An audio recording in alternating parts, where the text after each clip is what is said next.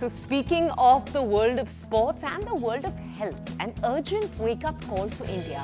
Half of the Indian population, according to a new study by Lancet, is unfit.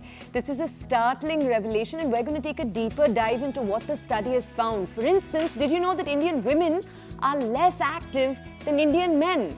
The recommendations that come across from the World Health Organization, at least 150 minutes a week of exercise. Who's getting it, who's not? We'll take a look.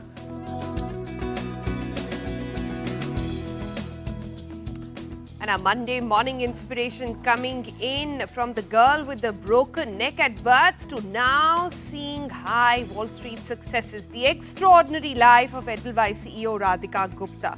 Career lessons, investment advice for women and much more. She's also the one who's a new mum and one of the very few women CEOs in the asset management business. Here's an exclusive conversation with her. You've cut up your stomach to give birth to someone. You think you can't handle investing in mutual funds? Of course you can, right? There's nothing mothers are not capable of. We'll take a deeper dive into that, but we're also recognizing the invaluable contribution of physicians across the entire country from COVID to every day. We wish you a happy National Doctors' Day. TVC is going to be getting you another story, a medical miracle of sorts, a heart retransplant surgery taking place in Karnataka.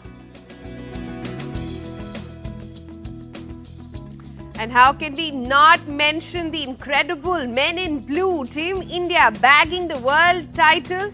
It's the fourth World Cup that comes home now, the second T20 win as well for Team India. And now with that, a lot of retirement as well from T20. Rohit Sharma, Virat Kohli and now Ravindra Jadeja says that he has called it time on his T20 career.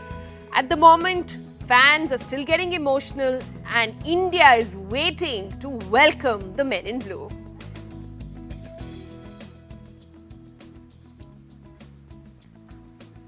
All right, let's start now with bringing you a top story.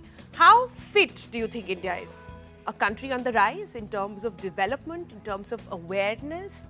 But if the latest Lancet report is to be kept in mind, almost half of the population is physically unfit. That means half of adult Indian population does not meet the WHO guideline on sufficient physical activity. So this same study, let's just take a deep dive and look at the numbers. It actually mentions that more women, so about 57% of women, more women than men, 42% of men are physically inactive. So this is a much bigger problem for women. And if the current trends actually continue, the study projects that by 2030, 60% of adults could be insufficiently engaged in physical activities every single day in our country. And that's worrying. But what exactly is fit then?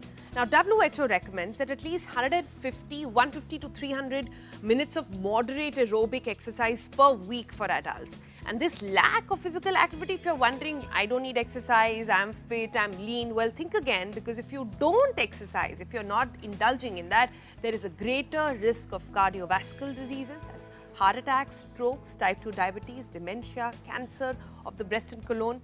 And we all know where those figures are for India compared to the world. Right, and as you said, this is a worldwide study that Lancet actually conducted. It's done it a few times in the past too. Now, when you take a look at the global data, India has the 12th highest prevalence of insufficient physical activity among 195 countries, and worldwide, nearly 1/3 of all adults, so we're talking about approximately 1.8 billion people, did not meet the recommended level of physical activity just in 2022. Now, and what's more shocking is that the fitness seems to have gone worse for Indians. In 2000, for example, 22.3% of India was unfit. In 2010, 34% was unfit. And cut to 2022, 49.4%. So we are not getting fit, unlike what we might have thought because of the pandemic. We are actually getting more and more unfit. This is a shocker. But we went around to first ask you guys, ask people in India, what do you think? Is India fit, not fit? What are the reasons? Take a look.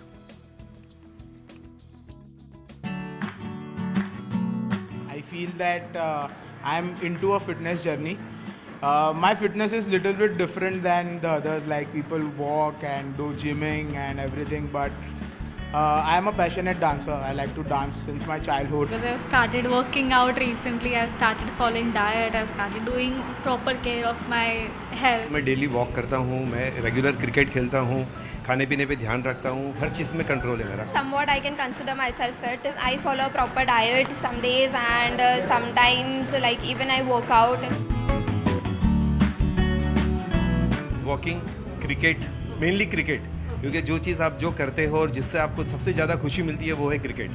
और मुझे लगता है मैं cricket खेलने से ज़्यादा fit रहता हूँ. So I have meals every 2 hours. I have a proper diet plan and I follow it every day. I've stopped eating outside food. I have stopped eating like breads and everything at home also. I proper eat a meal which prepares at home. I avoid junk food like as much as possible. Fitness is something where with your physique, your mentally, you also need to be stronger, and I think dancing helps to do that. It helps to express your feel by every moves of you, enjoy the song, and with good diet we can maintain both the things, so I feel so that. Half of the India is unfit because I have seen many people eating outside, like they are more into junk food. So yes. It is definitely because people are not taking care properly of their health, food and stuff. 100% I feel so that half of the India is unfit, and we also know that India has a good high rate of diabetes as well. It's not women and men. It's probably depends on their diet and exercise. Depends on the carbs they eat. There is nothing like men or women. It depends on the person to person. Like if you don't work out and if you are really like a fitness freak people, so yes. बिल्कुल नहीं. आजकल आप देखेंगे तो women gents के साथ में ही है. कोई ऊपर नहीं है, कोई नीचे नहीं है. हर दोनों आँख जैसे सेम है, वैसे लेडीज और जेंट दोनों भी same. If we can look on the percentage wise, both are unfit, but that can be a good fitness ratio again in India. I think women are more health conscious. Okay, that's just a little bit of a sampler as to what India feels on some of these questions. Before we go any further though, we want to take you a little deeper into what the secret of fitness is for some of the country's fittest people. We asked them, take a look at what they had to say. Even if I wasn't a model or an actor, I want to be fit because I love what that means to me. I love being fit. I love the feeling of being fit.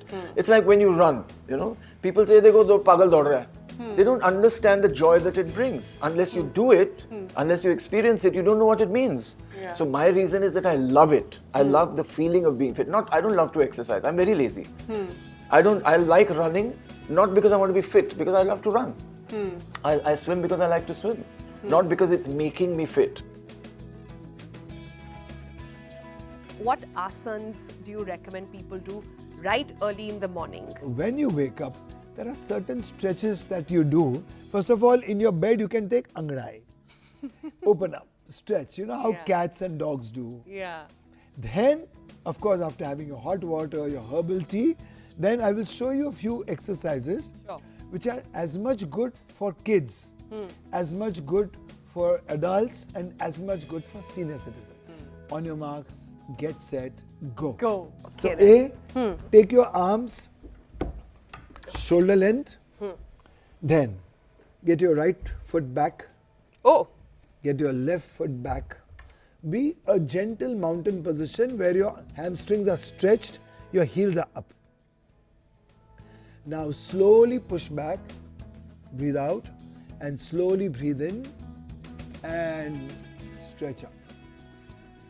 Now when you stretch up, you can rest your knees on the ground and rest your insteps too. And both your eyes moved in the center in Shambhavi Mudra, which allows you, enables focus, sankalpa, determination for manifestation, to follow your objectives and goals in life. Of course, they should suit a larger interest.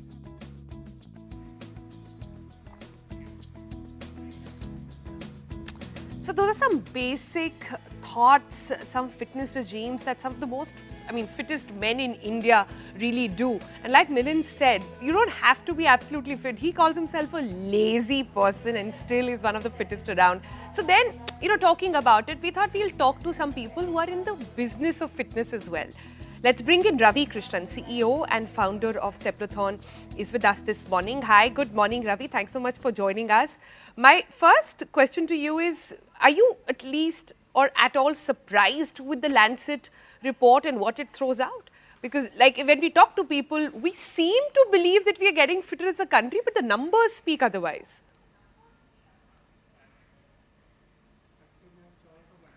Yeah, I got to say, it wasn't that surprising to me. I think it's a combination of factors, culture, commerce, the environments in which we live and work now really promote sedentary lifestyle. So, it's not surprising at all. And I think it's something that, needs to be addressed swiftly.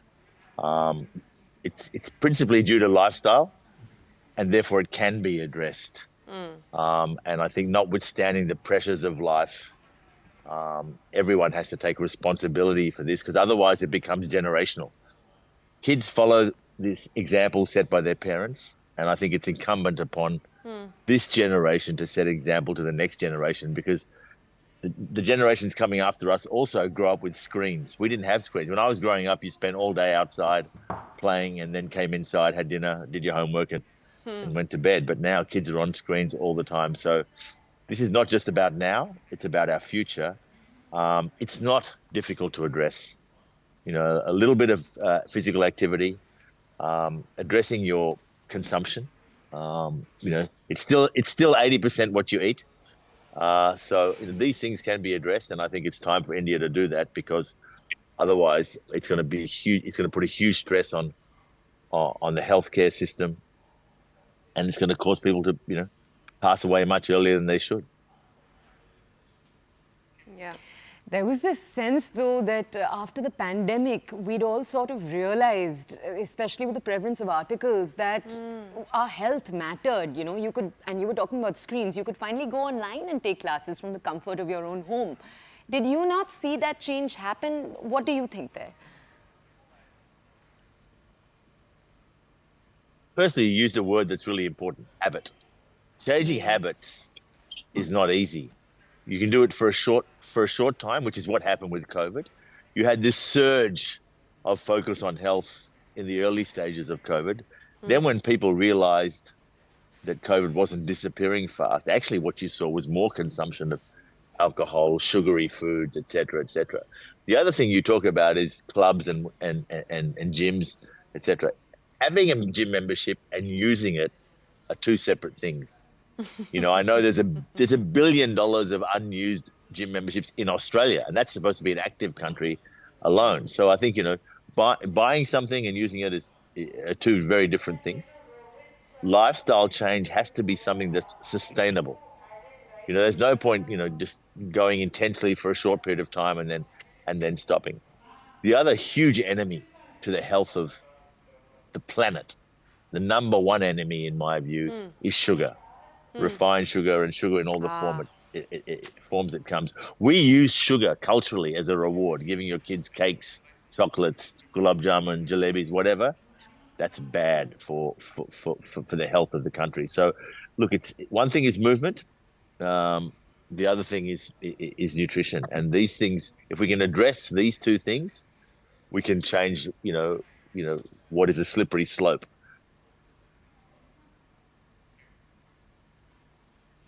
You're right. You're absolutely right that one thing is nutrition, the other thing is movement. But WHO seems to focus more on movement. In fact, they have defined a fit person as somebody who puts in about 150 to 300 minutes of exercise per week. That's roughly 30 to 45 minutes every day. Is that also too much for people to do? Or are we sort of losing the plot here? We've just not been able to put the focus on wellness. We seem to put a lot of focus on illness. Yeah, and also, by the way, I think and this is something that we at Stebathlon, in our company, and as you know, we we work both in the fan engagement space and in the corporate wellness space. This is something that we really emphasize, which is you don't need to look at just formal exercise to be fitter. Every time you're on the phone, if you're on your feet walking around, they're mobile phones, as long as you're not on the road, those steps that you take are invaluable. All movement is good movement. You don't have to be in the gym to be fitter. So that 45 minutes can be achieved in many different ways. It also doesn't, ideally it's consecutive, but it doesn't have to be. If you only have 10 minutes, go for a walk, get outside, get some vitamin D. I exercise as much for my mental health as I do for my physical health. So I think, we've been, a lot of the marketing from companies in the health space have made us feel like we need fancy equipment and memberships and this. We don't. There are many ways in which you can achieve that 45 minutes. And I don't think we should see that as intimidating. It's easy to do. You can juxtapose it with other things that you're doing. And that's what I do, I mean, and a lot of business people who travel, gets in the way of their activity. I use airports airports are an opportunity. You can do a lot of walking in an airport. You can achieve these steps very easily. So that's what we try and do at Stebathlon, show people that in busy life and within busy lives and lifestyles, you still can achieve a level of activity that is good for you. So you're kind of already giving us pieces of it, but you're 56 yourself. What is your definition of staying fit? I'm 56. So no spring chicken. Look, for me, I think it's about moving as much as I can. So I'm on my feet a lot. As I said, I spend a lot of time on the phone. But most of that time is on my feet. For me, I try and achieve 10,000 steps a day outside of my formal activity. I like to go to the gym. I like to swim, play tennis. So I think 10,000 steps plus whatever is my goal. But I don't put pressure on myself like I have to go for a long walk or whatever. I grab moments. I do like to do it in one chunk if I can. I love food. I'm a big foodie, so and I like all sorts of food. But I think at a certain stage of your life, you need to be aware of what you eat. And I think for me, staying away from processed food to the extent that's possible, and it's not easy, as much as I can, is what I do. Less sugar. I mean, sugar is really the enemy. I mean, people don't understand. It's insidious. Yeah. It's everywhere. And I think that refined sugar, I mean, sugar in its natural form, in fruit, in vegetables, it's great. But, the refined sugar that is thrust upon us in all forms is deadly. And I think also I think, as I said, get outside. It's important to be outside. Vitamin D is really, really important. And then for me, doing things with other people, going for a walk with your friends or going to the gym with your friends, going for a swim. I think, that the community aspect of being active is really great. True. Ravi, also tell us, the data put out, one of the key highlights is women being more unfit than men. In the India context, it's very hard to believe when women are still sort of doing a lot of labor at home. How do you read this statistic? Yeah, look, I think culturally, and this happens a lot in what have historically been patriarchal societies. I think that's probably not surprising to me, but the fact that it's getting closer and closer to equal is actually a good thing. I think we're moving in the right direction. I would be curious to see what those numbers were pre-liberalization, for example. I think that'd be much worse for women. So it's getting better. I have a 22-year-old daughter who was born in India, Myra, and and certainly she's more aware of being active and I think than perhaps my mum was. So I think we're moving in the right direction. We're very focused on women's health at Stebathlon. In fact, we've just done a big deal with a major global women's event, which we'll announce soon. And I think it's about setting examples. It's also about, look, you don't have to go to the gym. Like I said, dancing is great. Dancing is great movement, and walking with your friends, and also we got to deformalize what is exercise. Movement. We like to focus on movement. We call ourselves the movement for movement. So I think, look, in the countries where culturally women were kept at home and kept in the kitchen. This is what we got to break. We've got to basically, you know, move to more equality. Fathers, you know, parents have a lot to answer for, you know, fathers and mothers, in terms of what kids consume, in terms of what kids do. You know, historically in places like India, sons and daughters have been treated differently. You know, I don't think that's not helpful.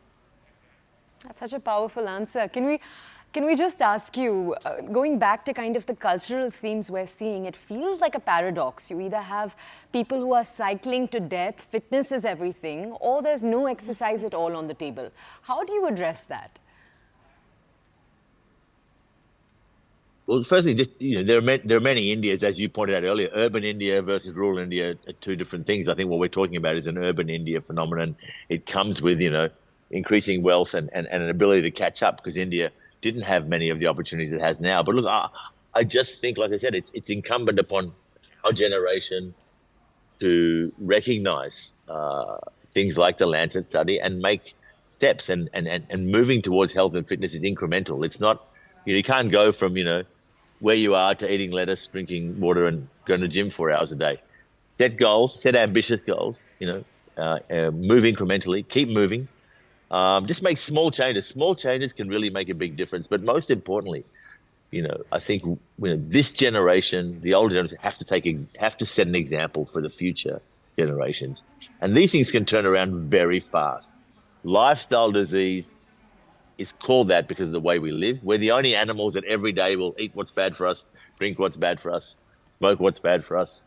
You know, we do things that are counterintuitive. You put bad food in front of a dog, the dog will walk away. So it's behavioral, and I think it's, you know, and I think we can address it. So it's not, you know, it's not just downhill from here. But I think it's incumbent upon us to take this responsibility. And it's great that, you know, organizations like yours are highlighting this and getting the word out to people about the study. Okay. Ravi, thank you so much for joining us this morning, for bringing us your analysis of why so many of these trends exist.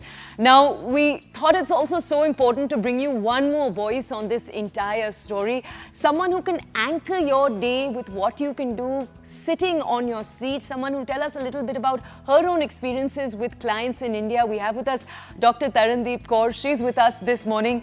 And ma'am, you're an expert in a few different areas of physical fitness, not just one. We'll talk a little bit about that. But the first question we just wanted to ask you, keeping the focus on the study that we're looking at today, the Lancet study that has these numbers that don't at all bode well for India, the study itself defines insufficient physical activity, or sufficient physical activity rather, as 150 minutes of moderate intensity exercise, which if you just break down and do the maths, 150 minutes a week means basically that you're doing half an hour at least 5 times a week, which for many people who haven't got a basis in athletics or sports, that can seem intimidating, even as a starting point. So we just wanted to ask you, when you have people who come in to meet you, how do you suggest they structure their day?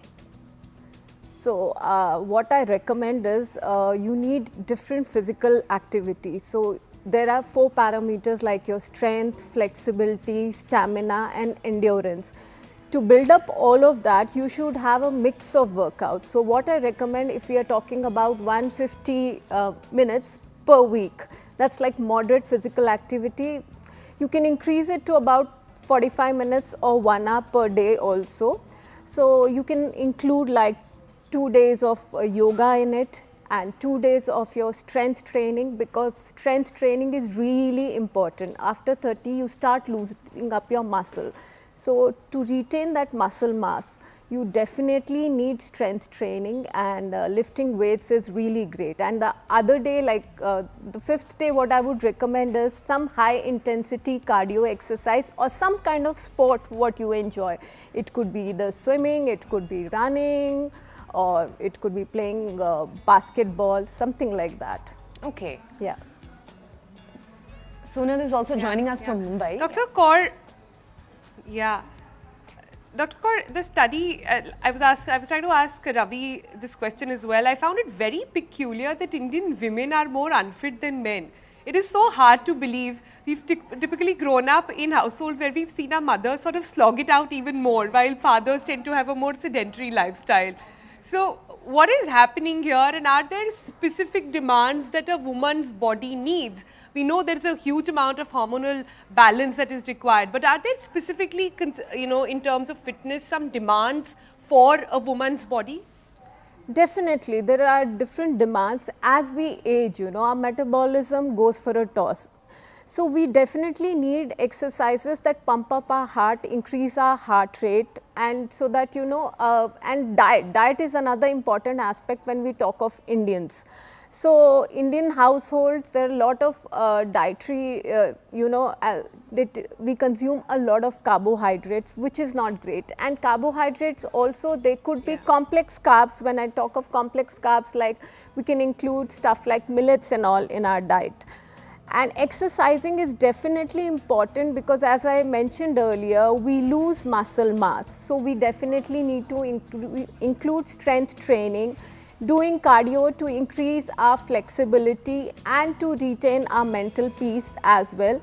So just doing physical activities at home is definitely not sufficient, and having a balanced diet is very, very important. As they say, they keep saying abs are made in the kitchen. Absolutely. And you hear that, but it is 80% of your diet and 20% of your exercise. So having a well-balanced meal which includes all of your major nutrients, whether it's protein, carbs, fats, minerals, vitamins and hydration, which is equally important. So can you tell us, a big part of the Breakfast Club is trying to make fitness accessible to everyone. So even if you aren't getting, because we've talked about taking out 30 minutes, even if you can't take out that 30 minutes though, we wanted to ask you, are there basic exercises one can do, maybe sitting at their desk at work?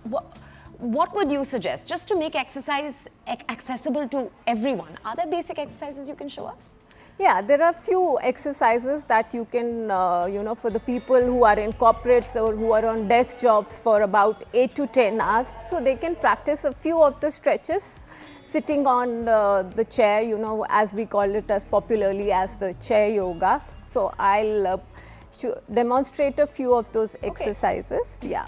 So starting with the neck, because most of the time when we are on our screens and this thing, our posture goes for a toss, and most of the people, complain of cervical spondylosis. So starting with the neck exercises.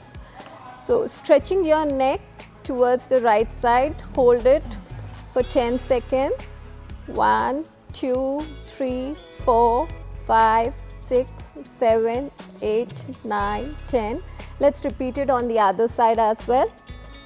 1, 2, 3, 4, 5, 6, 7, 8, 9, 10. Neck rotation, go really slow. Make sure that your chin is touching the chest. Clockwise, 3 rounds. Oh, clockwise. Okay. Yes. When you go up, inhale, and when you come down, exhale.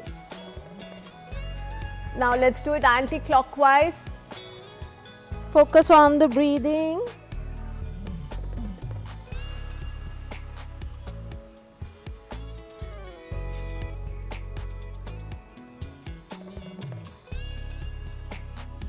And 3. How long are you doing each one for? 3 rounds. Okay. 3 rounds of each of this exercise, because more than that it causes kind of a dizziness. And for people who have cervical spondylosis or who feel dizzy, they shouldn't be doing this exercise. So a few hand stretches we are going to do. Straighten your arms, rotate your wrists. 1, 2, 3, 4, 5, 6, 7, 8, 9, 10. Anti-clockwise. 1, 2, 3, 4, 5, 6, 7, 8, 9, 10. Open and close your fists. 1, 2, 3, 4, 5, 6, 7, 8, 9. Do this with us if you're watching us right now. That would be great if the audience can do with us. Now we'll do some shoulder stretches, because most of the people sitting on desk complain of frozen shoulders. So rotate your shoulders completely, expand the chest as much as you can, and make sure the shoulder girdles are touching each other when you go behind. Inhale as you come up, Exhale as you go down. So, Doctor, we have to ask you as we're doing this Yeah. though, and as hopefully you, our TBC family is following along right now. Anti-clockwise, yeah. Are these things that one needs to do along with exercise, where they're going out and running? How should we see this? Is this enough activity, the stuff we're doing? No, this is very mild to moderate activity, and this is for people who are sitting on desk jobs and in between they need to take breaks. So definitely after half an hour, I also recommend, if you're sitting at one place, walk for at least 5 minutes. When you're on your mobile phones, make sure you're walking, take the escalator. So these exercises are not sufficient by themselves. You definitely need a structured program where you're spending at least 45 minutes to 1 hour doing different set of exercises. As I told you, it could be strength training, yoga, meditation, or playing some sports. So definitely, other than this is just to keep your body active and not to have, like your, because if you're sitting for long hours, you can have, lot different of issues. Different right. issues. Yeah. Dr. Tarandeep, thank you so much for telling us. We hope you're watching this at home, you followed along, but as you said, it's so important to have a wholesome routine. This needs to be just one of those many things, right? Definitely. Dr. Tarandeep, thank you for joining us here on the show. All right then, so I think the mantra here is to keep moving no matter what form you really pick up. On that note, we're going to slip into a break. Coming up on the other side, it's National Doctors Day and we're telling you some path-breaking stuff that Indian doctors are doing. This time, it's a replant, giving somebody a third chance at life. That's coming up in a moment from now.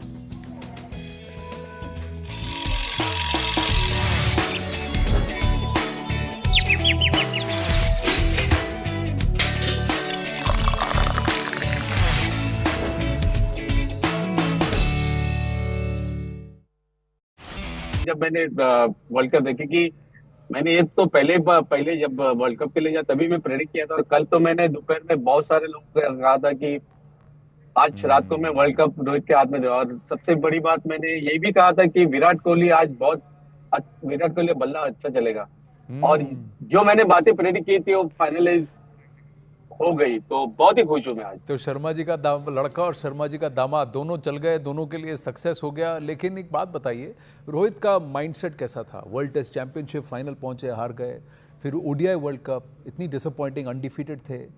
अब ये वाला tournament था, critical था, उनके मन में उनको पता था कि ये मेरा लास्ट बड़ा टूर्नामेंट है T20 फॉर्मेट में।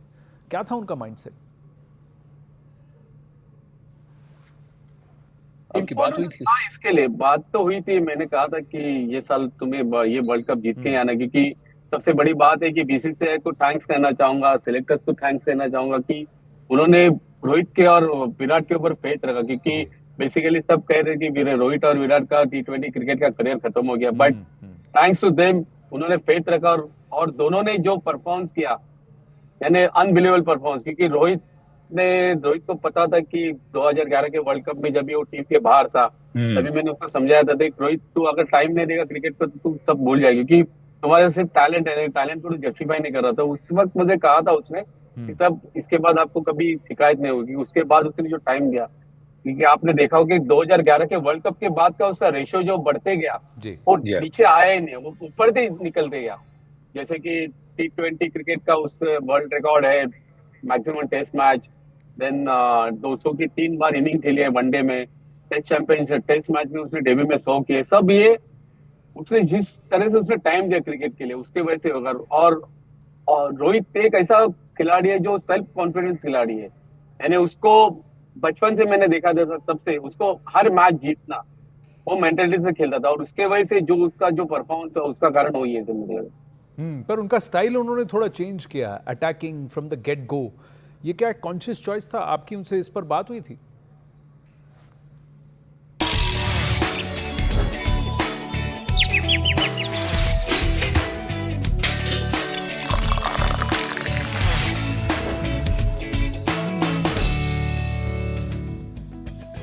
Welcome back. It's time on the program to take you through stories from India and across the globe.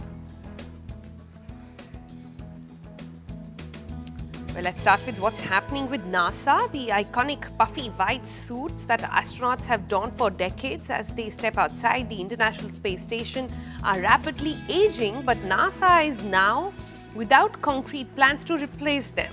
NASA has cancelled a $100 million contract with Collins Aerospace for new spacewalk suits. The decision, due to timeline issues, leaves astronauts to use suits designed over 40 years ago.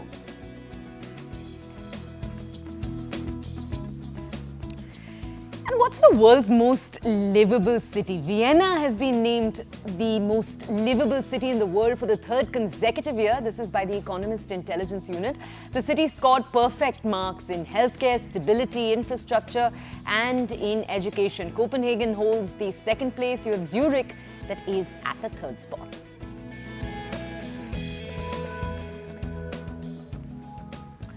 A study has found that AI outperforms real students in exams. Using ChatGPT, AI-generated answers scored higher than those of actual students. Remarkably, 94% of AI essays were undetected by markers, and researchers warn this could enable undetectable cheating, urging educators worldwide to address the implications of AI in academic assessments. And in the world of social media, Instagram is testing AI versions of popular creators with its new AI Studio feature. These AI chatbots appear primarily in messages. They're designed to enhance interactions with followers. Now, the CEO of Insta and the larger Meta group, Mark Zuckerberg, has announced the early test in the US, aiming to make conversations more engaging and informative.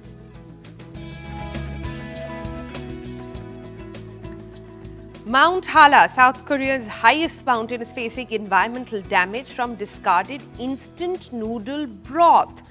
Hikers are being urged to avoid dumping the ramen soup to protect the ecosystem. The National Park Office warns that high salt content in the broth harms the aquatic life. And Huawei's Harmony operating system is set to reduce China's reliance on Windows and Android. It was showcased at the Harmony Ecosystem Innovation Center in Shenzhen. And the operating system supports various devices from drones to supermarket checkouts, all of it.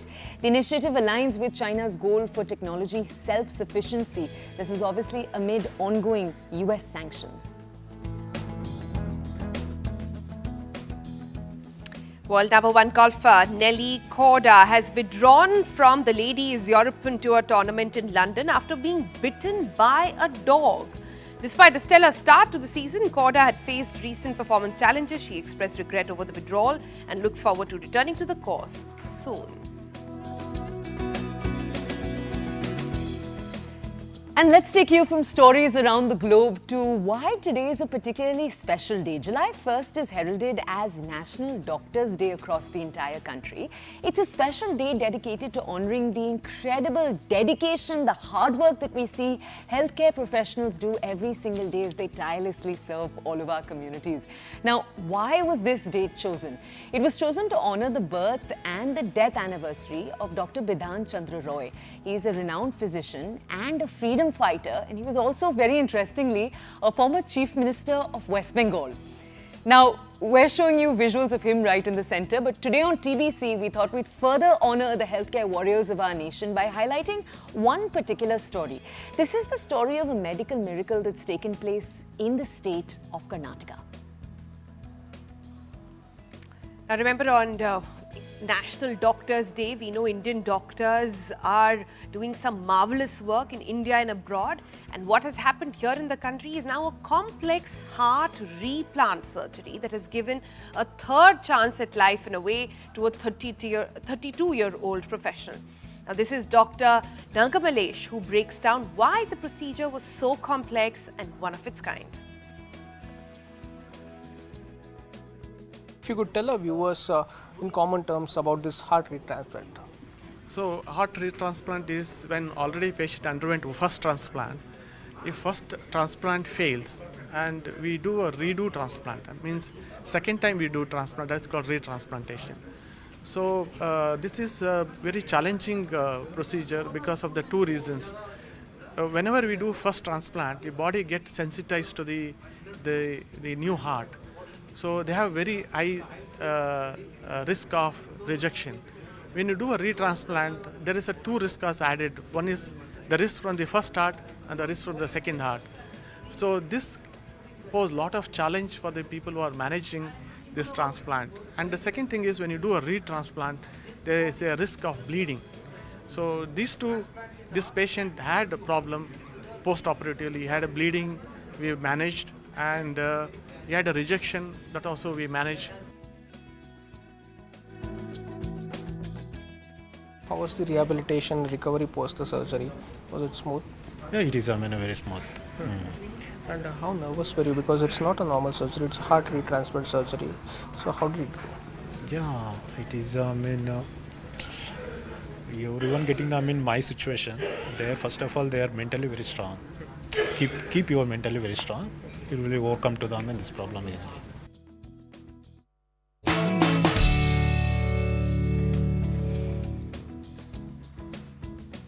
All right, our next guest and person of interest this morning is one of the youngest and only woman MD and CEO of an asset management company in India. She's also a new mum and she's now popular as a Shark Tank guest as well. She says that when she called herself the girl with the broken neck, she reclaimed her identity. That's something she said years ago. She's now become popular as that. And you would have guessed who we're talking about by now. We're talking about Radhika Gupta. Let's go over to her.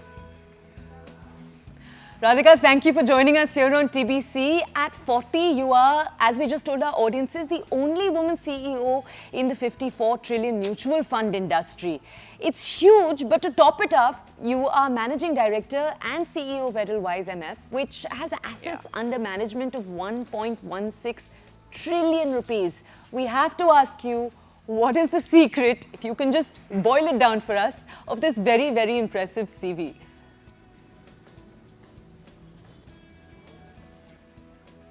By the way, I don't feel so young as 40. I think the media makes me sound younger at 40 than I am.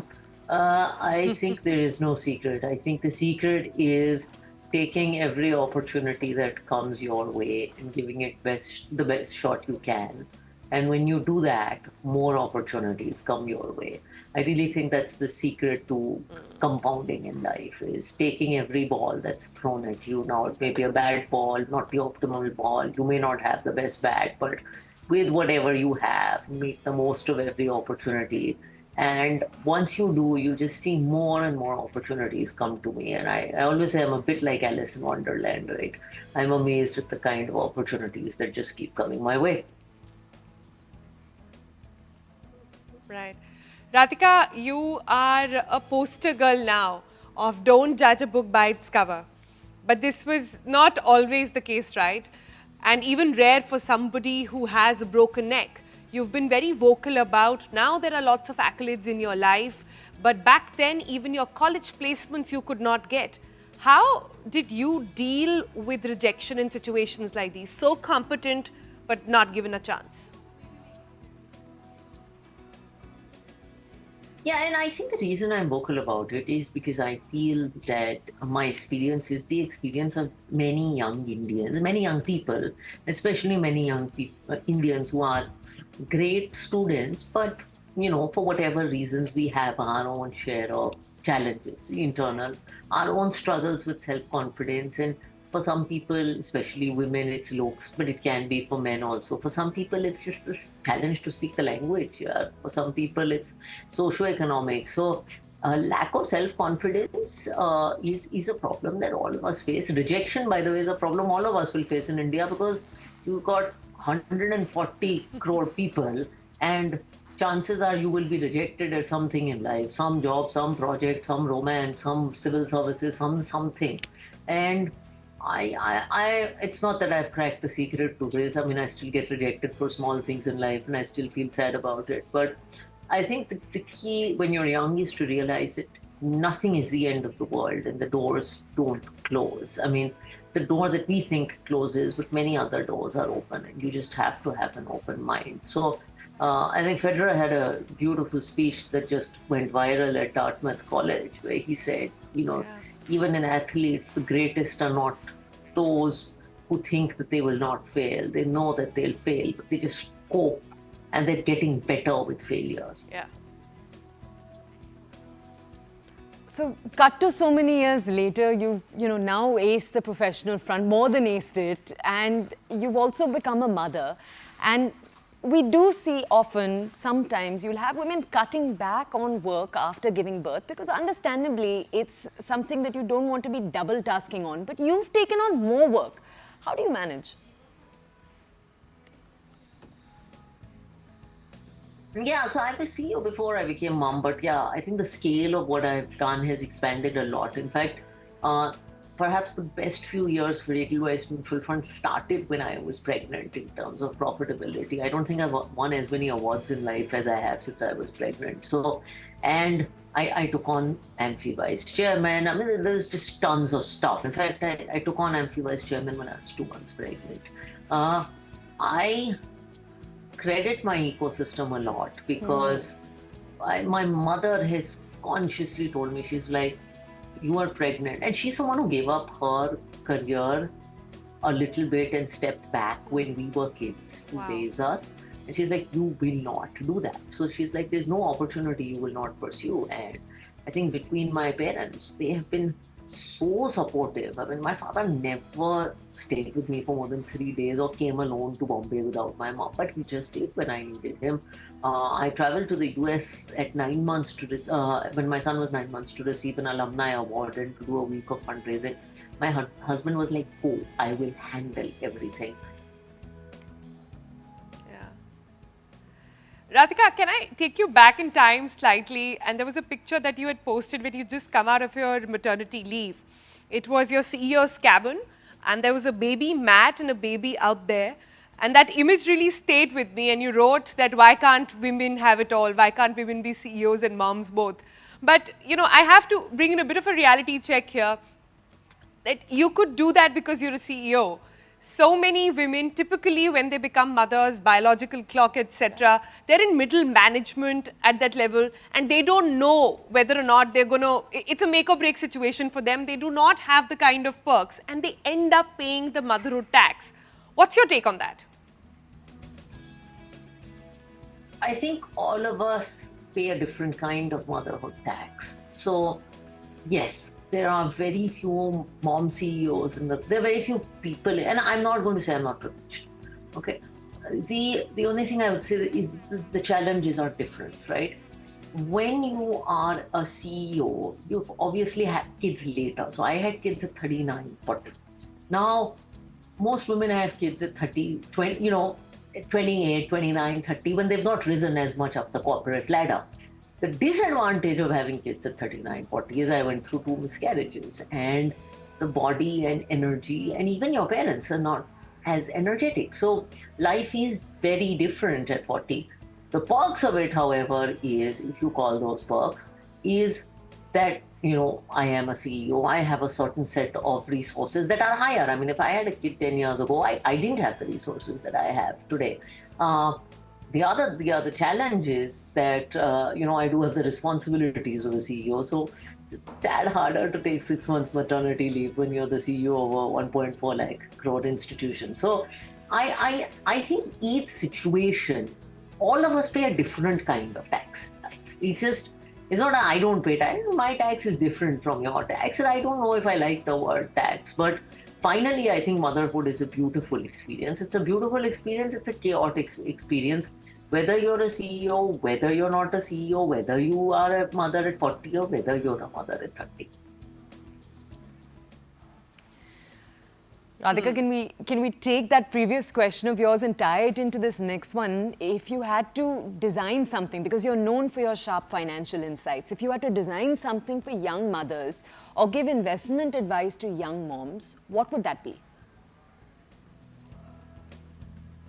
So my first advice is, even before you become a mom, for all women, please do not stay out of the financial situation of your house. And I could go on and on about that. Having been in this industry for 17 years, I can't tell you the number of stories I've seen. And I feel women have all the brains and smarts and hard work to get something as simple as finance right. And there are so many resources out there. But they just don't do it because they think they can outsource it to someone else. And my request is, don't outsource it. And boss, if you're a mother, there's nothing you can do. I mean, You've cut up your stomach to give birth to someone. You think you can't handle investing in mutual funds? Of course you can. Right? There's nothing mothers are not capable of. So that's my first blanket advice to women. Right, Radhika. But I have to say, you seem to have it all together. Do you falter? Can you share a moment where you sort of couldn't balance it? Okay, this is embarrassing. I have been in the middle of road shows. I've been traveling like nuts, like different city every few days, and it was my son's birthday party, 2-year-old. This is the first time I've done a birthday party, and AMC NFO is easier than a birthday party. Okay, so I'm a debutant birthday party mom. He likes his construction vehicles and JCBs and all. So I got him a themed cake. I got myself and everyone outfits. I got a decorator. I got JCB balloons, JCB return gifts. I was perfect. When the kids came, everyone was having fun. We were cutting the cake. I realized I had forgotten to buy candles. And so I have a lot of like bed in bath candles in the house. I brought one itna bada candle and just put it next to the cake. Someone was like, "You forgot candles." I was like, "Yes, the mommy forgot candles, but it's all good." All right, you might have forgotten candles, but you're shining a light on so many other women out there. Thank you so much, Radhika, for sharing your story and being such an inspiration for all of us. Thanks so much.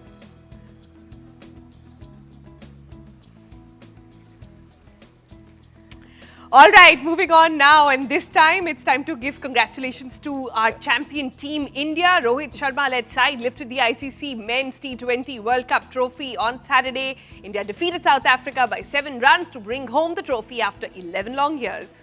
This is news we all know, and after Rohit Sharma and Virat Kohli, Ravindra Jadeja also called time on his T20I career, making the announcement on Sunday. But let's go back to some of the big highlights. From fans to stars, several B-Town celebs also expressed their delight, congratulated the men in blue.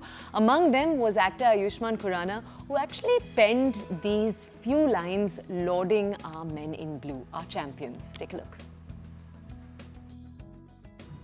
Semifinal में कोहली के मुंह से निकला था Ben Stokes, तब तो आलोचकों ने लगा दिए थे सारे चोक्स, और ये फाइनल में दिखा दिया लेजेंड ने अपना विराट रूप। समझो प्यारे, यही तो है जीवन, छांव और धूप। पांड्या को भी पिछले 2 महीने से बहुत कुछ कहा सुनाया, आखिरी ओवर में फिर उसी ने तो जलवा दिखाया।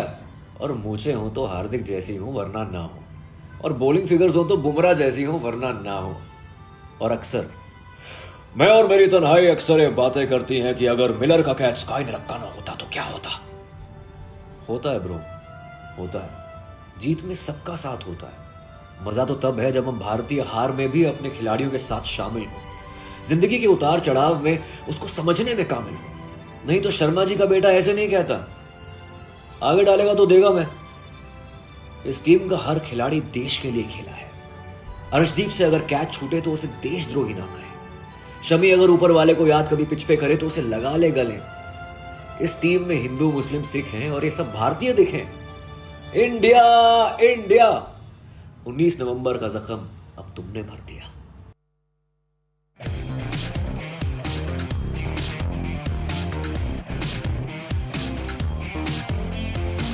A fantastic finale to the end of Rohit Sharma and Virat Kohli's respective T20I careers.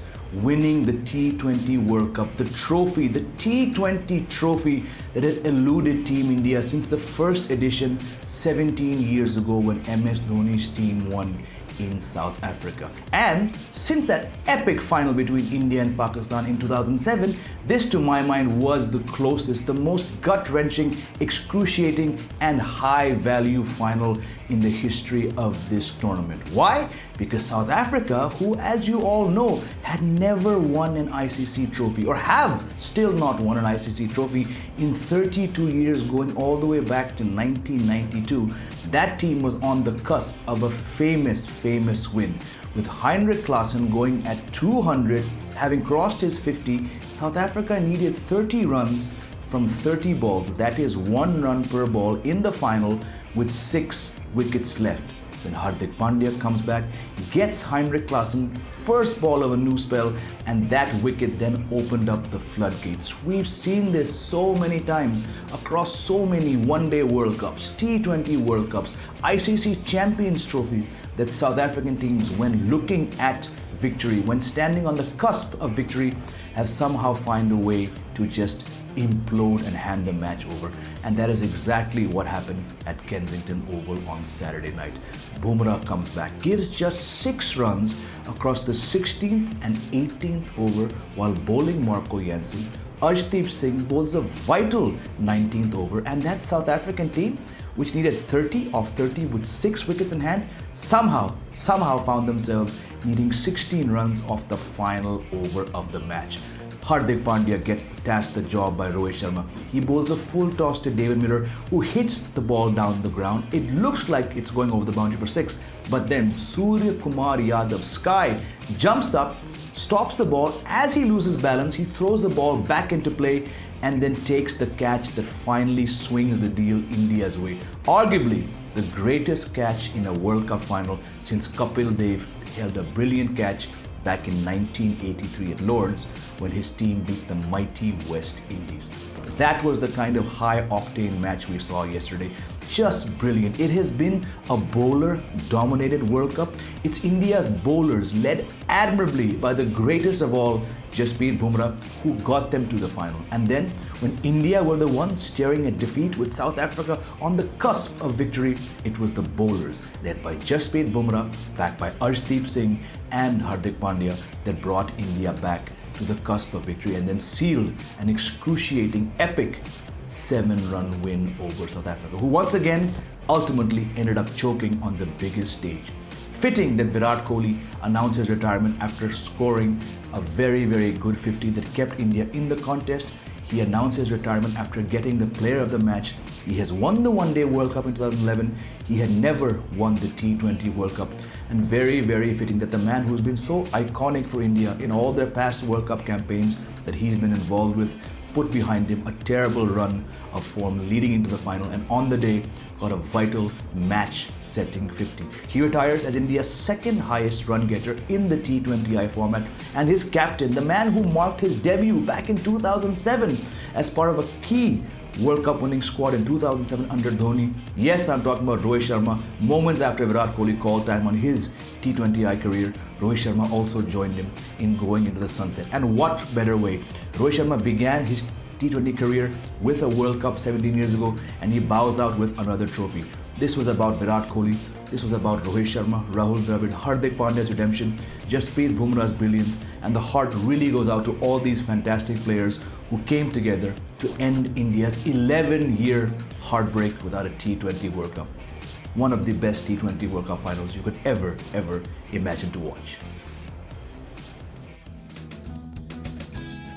That is true. One of the best World Cup finals that we could have ever imagined. We are still reading blue and can't wait to welcome the boys back home in India. That's all we could pack in today's edition. We'll see you again tomorrow. Right. Bye. See you. Goodbye.